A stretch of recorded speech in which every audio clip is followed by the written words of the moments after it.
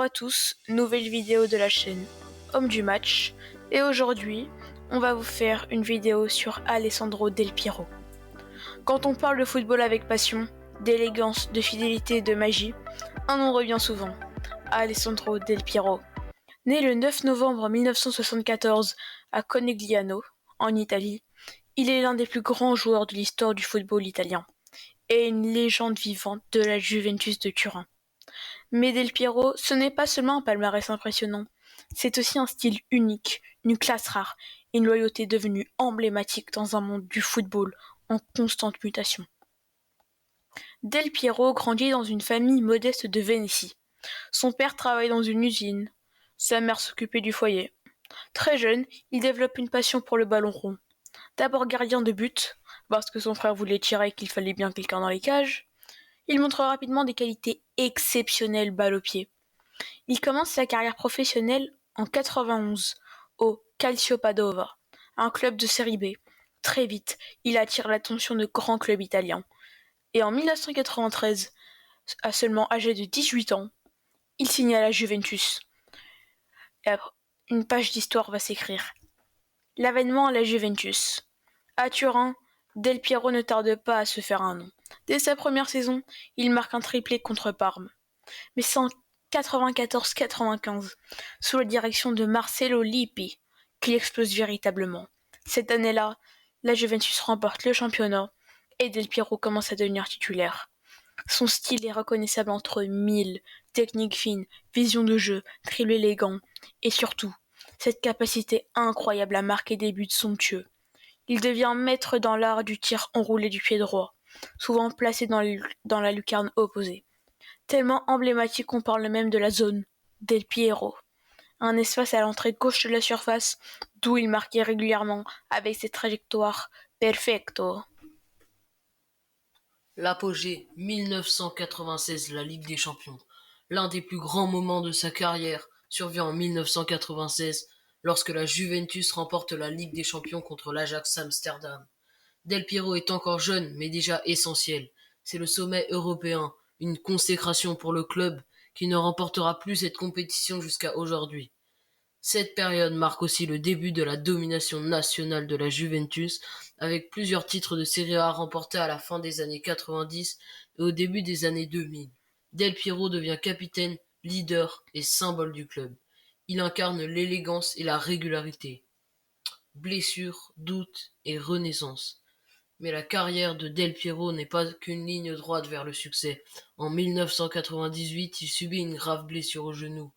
Beaucoup pensent alors qu'il ne reviendra jamais à son niveau. Pendant 2 saisons, il peine à retrouver sa forme. Et pourtant il persévère, il travaille, il souffre, mais il revient. Plus mature, plus intelligent dans son jeu.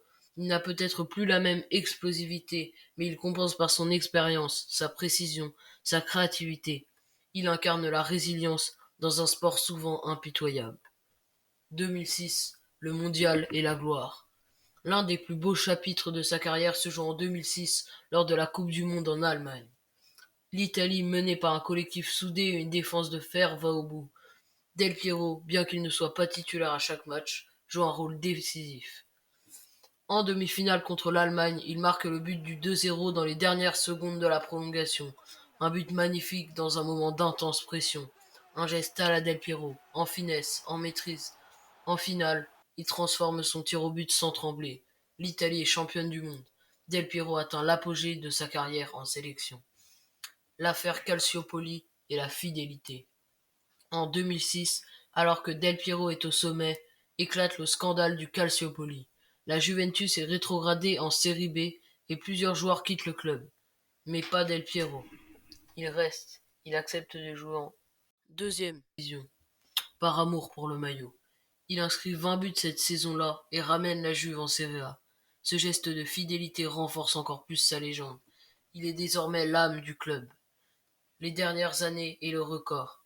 Il continue de jouer à un très haut niveau jusqu'en 2012, année de son départ à la Juventus.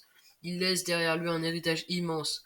Plus de 700 matchs, 290 buts, record absolu du club, et de nombreux titres. Il termine sa carrière avec des expériences en Australie, au Sydney Football Club, puis en Inde. Même loin de l'Europe, il continue d'émerveiller les fans. Un homme respecté, une légende humble.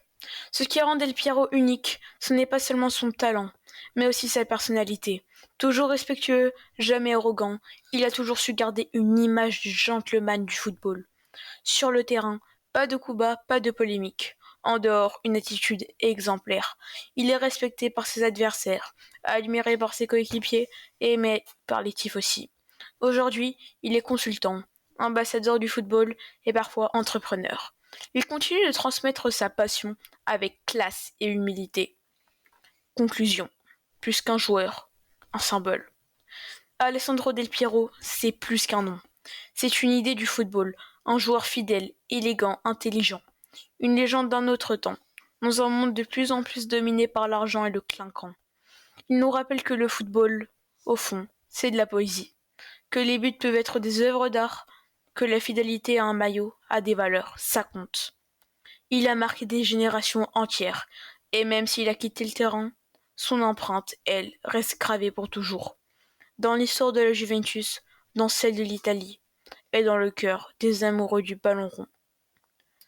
Eh bien, j'espère que vous avez aimé notre petite vidéo sur Del Piero.